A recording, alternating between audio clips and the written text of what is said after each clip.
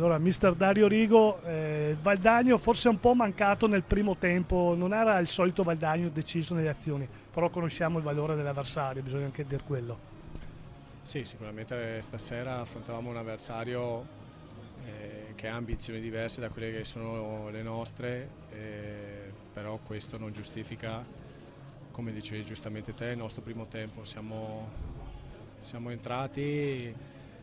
con un atteggiamento non corretto, con poca fame, loro avevano molta più fame di noi e lo dimostra il fatto che sulle seconde palle noi non arrivavamo mai per primi, arrivavano sempre loro e eravamo sempre in ritardo, quindi questo è sintomatico appunto che qualcosa è mancato dal punto di vista della concentrazione, dell'atteggiamento, come dicevo, della fame. Poi il secondo tempo abbiamo alzato un pochino il nostro baricentro, siamo andati a cercare di togliere un po' di aria e qualcosina in più abbiamo fatto, che chiaramente non è bastato, però ci abbiamo provato.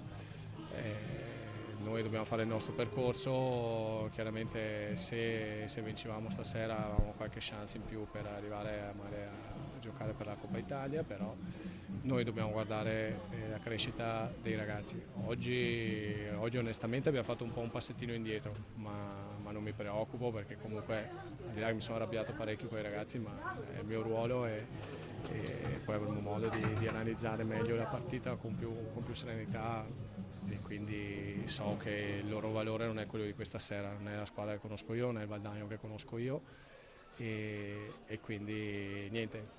giriamo pagina, pensiamo già ai prossimi impegni che abbiamo e avanti. Sembra Dario mi hai già detto praticamente tutto, ma naturalmente questi sono giovani, devono crescere, per fortuna hanno un buon maestro come te, quindi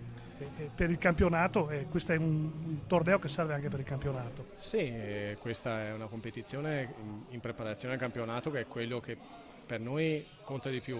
nel senso che il nostro obiettivo stagionale è quello di salvare la categoria e di conseguenza la Coppa Italia è un allenamento per arrivare pronti poi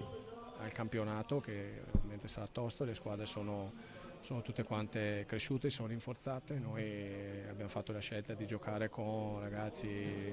del vivaio e comunque tutti i ragazzi giovani e quindi dobbiamo dargli anche modo di sbagliare perché sbagliando poi riusciamo a correggere gli errori e quindi va bene così, finché sbagliamo adesso va bene dai.